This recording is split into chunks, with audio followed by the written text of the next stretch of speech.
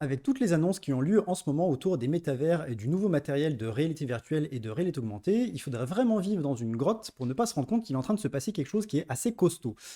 On est en train de switcher vers une nouvelle façon d'expérimenter les choses, vers quelque chose qui est beaucoup plus de l'ordre de l'expérience plutôt que de la consultation. Et pour créer ces expériences-là, on va avoir besoin de nouvelles personnes avec des compétences bien particulières sur le métier. Du coup, étant dans le domaine depuis un petit moment, je voulais vous partager un petit peu mes retours d'expérience sur le sujet, vous partager mon expérience et surtout répondre à des questions particulières sur comment est-ce qu'on fait pour devenir développeur de réalité virtuelle, réalité augmentée. C'est parti.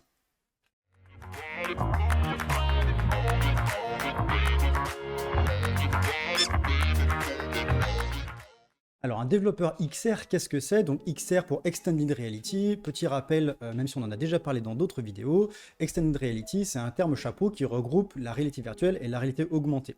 Donc quand on parle de développeur XR, dans le terme développeur XR, il y a développeur, donc ça veut dire que c'est quelqu'un, une personne qui va venir programmer dans des projets type réalité virtuelle ou réalité augmentée. Sauf que ce job-là de développeur réalité virtuelle ou réalité augmentée, ça ne s'arrête pas juste à écrire du code comme on pourra avoir par exemple sur un développeur back-end, un développeur serveur qui va juste écrire du code, des fonctions et paf, ça marche. Là où le métier de développeur XR est beaucoup plus complexe, c'est que ça ne s'arrête pas juste à la programmation, mais on va plus loin avec par exemple de l'intégration, puisqu'on va être amené à manipuler des objets 3D, des sons, des éléments un petit peu plus de termes visuels, et à les agencer en 3 dimensions pour créer l'expérience donnée. Donc ça ne s'arrête pas juste au métier de développeur, ça va un petit peu plus loin avec des connaissances un petit peu connexes tout autour des contenus en fait qu'on va manipuler pour créer les expériences. Alors comment j'en suis arrivé là aujourd'hui à faire de la XR moi personnellement? À la base je suis développeur web, donc j'ai fait des études de développement web et ensuite j'ai travaillé dans des différentes sociétés, des éditeurs, des sociétés de services sur pas mal de projets qui mêlaient un petit peu du serveur, un petit peu du web, même si je me suis beaucoup focalisé sur le web. J'ai été très intéressé par le développement de jeux vidéo, donc au bout d'un moment je me suis dit je vais faire mes propres jeux vidéo, donc je vais apprendre à créer mes propres jeux et j'ai appris tout seul comme un grand en tradant sur internet et en commençant à rencontrer des gens autour de cette thématique du développement de jeux vidéo. De fil en aiguille, j'ai rencontré des gens en physique autour d'événements de type Game Jam, donc des week-ends de création de jeux vidéo, et c'est là que j'ai commencé à rencontrer vraiment un maximum de monde qui m'ont permis vraiment de rentrer dans ce métier, dans ce domaine un petit peu secret entre guillemets, qui est pas très ouvert. Alors, en tout cas, c'est l'impression que ça donne de l'extérieur. Pour le coup, c'est pas du tout le cas du développement de jeux vidéo. Donc j'ai rencontré plein de monde, des professionnels, des semi-pros, des amateurs, et c'est à ce moment-là que j'ai rencontré mes futurs associés avec qui j'ai monté un studio de développement de jeux vidéo. Donc on a fait pas mal de choses, j'ai énormément appris, ce projet n'a pas donné les résultats qu'on voulait, donc du coup on l'a arrêté tout simplement, parce qu'il faut manger, et je suis passé à autre chose, je suis passé en indépendant en fait, donc j'ai décidé de rester sur cette voie de dire j'ai envie de prendre mon indépendance du salariat, et c'est à ce moment-là que je me suis dit je vais devenir développeur Unity, à la base, parce que j'avais une forte expérience à ce moment-là, parce que ça faisait déjà quelques années que j'en faisais, et surtout je me suis dit je vais me spécialiser sur la réalité virtuelle, parce que c'était un sujet que je faisais déjà beaucoup en tant qu'amateur, et je me suis dit ça va être l'occasion de me lancer sur le sujet. Alors ce qu'il faut comprendre, c'est que quand j'ai commencé vraiment officiellement mon travail d'indépendant en développement de réalité virtuelle, c'était en 2017 je crois, à l'époque sur le marché il y avait personne, c'est-à-dire qu'il y avait très peu de gens qui étaient vraiment compétents sur le domaine, tout simplement parce que la technologie était tout juste sortie de l'œuf, et il y avait très très peu de gens qui avaient des compétences sur le sujet. Donc à ce moment-là, on va dire entre guillemets le peu de connaissances que j'avais à ce moment-là, ça m'a permis en fait de décrocher mes premiers contrats et de rentrer dans le domaine et de continuer d'acquérir de l'expérience entre les projets que je pouvais faire et les prototypes que je faisais de mon côté pour arriver à monter en compétences et développer l'activité que j'ai aujourd'hui qui s'est transformée petit à petit de l'indépendance à l'équipe que j'ai à HauteurTech. Donc si vous deviez faire ça aujourd'hui, ça sera je pense un petit peu plus délicat dans le sens où il y a déjà beaucoup de monde aujourd'hui qui sont compétents sur le marché, qui ont des compétences techniques fortes, donc ça risque d'être un petit peu plus compliqué. Je pense que c'est pas impossible, il y a des moyens aujourd'hui de créer des projets perso en fait pour pouvoir montrer que vous avez des compétences afin de décrocher vos premiers contrats. Une question qu'on me pose beaucoup quand je donne des cours de Unity ou même de programmation, c'est un petit peu le cas typique, ça me fait beaucoup rire, c'est est-ce qu'il faut être bon en maths pour être bon développeur ou bon développeur réalité virtuelle? Alors, j'ai envie de dire oui et non. C'est un petit peu la caricature de pour programmer, il faut être bon en maths. En fait, il faut différencier la logique des mathématiques. Les mathématiques se basent sur la logique et la programmation se base sur la logique. Donc si vous avez des bonnes capacités en fait en termes de logique, vous pouvez être bon développeur. Ça déjà, c'est la base. pour être bon développeur. Après, pour la partie développeur XR, c'est-à-dire temps réel, 3D, il y a un élément supplémentaire qui va venir se rajouter, ça va être les mathématiques appliquées. Alors, c'est un terme qui fait un petit peu peur comme ça, mais grosso modo, les mathématiques appliquées, si je devais résumer, c'est la perception de l'espace et la manipulation des objets dans l'espace. Donc, je pose un objet là, comment est-ce que je peux manipuler ces objets par rapport à leur position, les coordonnées, donc ça implique un petit peu de trigonométrie, mais il n'y a rien de vraiment insurmontable. Voilà. Donc il faut connaître un petit peu les vecteurs, il faut connaître les rotations, il faut connaître un petit peu Pythagore, les sinus, les cosinus, tout ça. Ça fait un petit peu peur comme ça quand on le dit là, comme quand je le dis là maintenant, mais c'est pas si compliqué que ça. En fait, ce qui est vraiment important, c'est d'avoir une très bonne perception de l'espace, et ensuite, à partir de là, vous pouvez acquérir les outils techniques mathématiques dont vous allez vous servir pour créer les expériences type réalité virtuelle, réalité augmentée.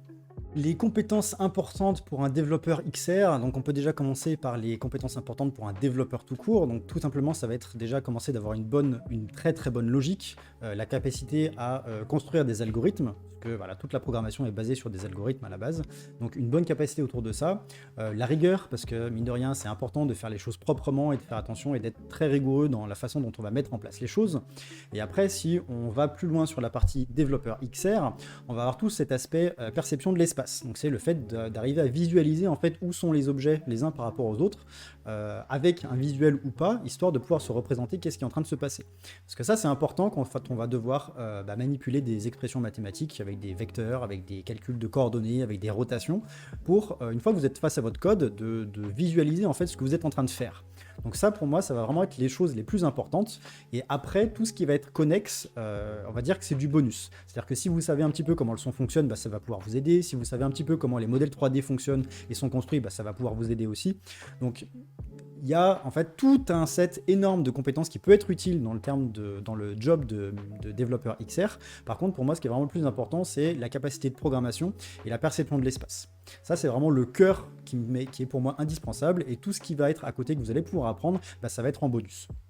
Le quotidien d'un développeur XR, à quoi ça ressemble? Eh ben, en fait, c'est assez proche du quotidien d'un développeur, c'est-à-dire que il va arriver, il va se mettre devant son PC et il va programmer. Voilà, si je devais caricaturer, c'est un petit peu ça. À la seule différence que si vous bossez sur des projets type réalité virtuelle, vous allez avoir un casque de VR de brancher à votre PC pour tester en direct.